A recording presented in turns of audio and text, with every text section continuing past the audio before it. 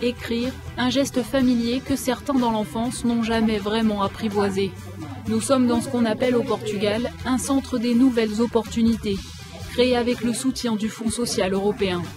Des cours du soir pour remettre à niveau ceux qui ont quitté l'école trop tôt. La plupart dans cette classe y sont restés moins de 6 ans. J'ai grandi dans une famille de 7 enfants. Mes frères ne sont allés qu'à l'école primaire.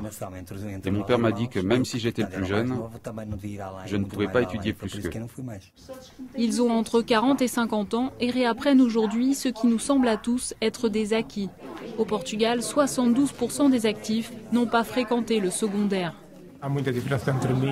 J'ai arrêté l'école à 12 ans. Il y avait un trop grand fossé entre moi et les jeunes générations, y compris avec mes filles.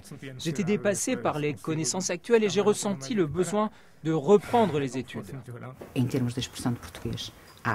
Certains rencontrent des difficultés au début parce qu'ils n'ont pas les connaissances de base suffisantes. Ils ont perdu l'habitude d'écrire et de lire. La moitié de la population active du pays a quitté l'école à 14-15 ans. En 3 ans, la fréquentation du centre a doublé. Louise vient d'arriver pour constituer un dossier et suivre des cours. Il a commencé à travailler à 14 ans dans la vente. Aujourd'hui au chômage, il ne pensait pas qu'un jour, le manque d'études serait un handicap. Il y a 2 ans, j'ai perdu un emploi parce que je n'étais même pas allé au collège.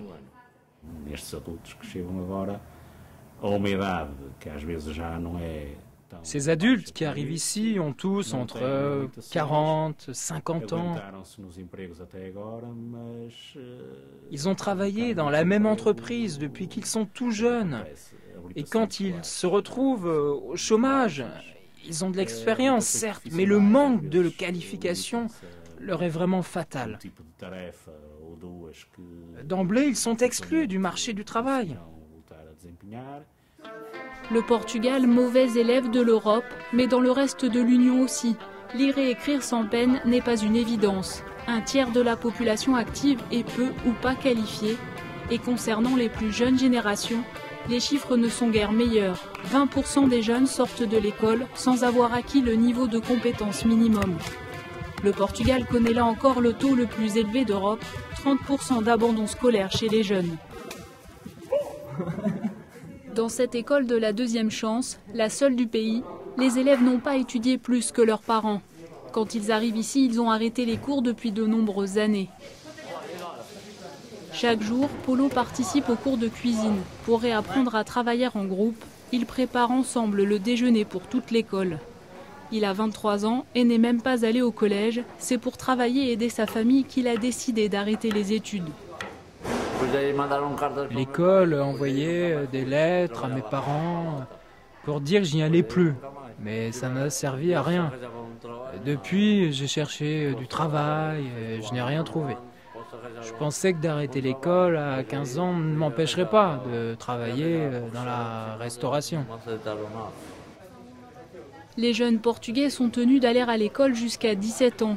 Mais beaucoup décrochent bien avant, souvent faute d'encadrement familial. C'est l'héritage de la dictature salazariste qui négligea pendant 40 ans l'éducation des masses.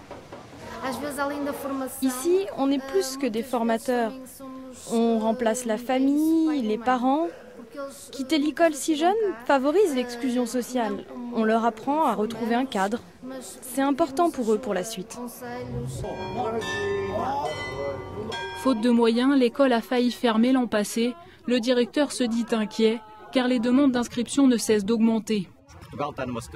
Le Portugal est dans une situation économique très difficile. De toute façon, on ne peut pas se passer de cette jeune génération parce que nous avons l'une des populations les plus vieillissantes d'Europe.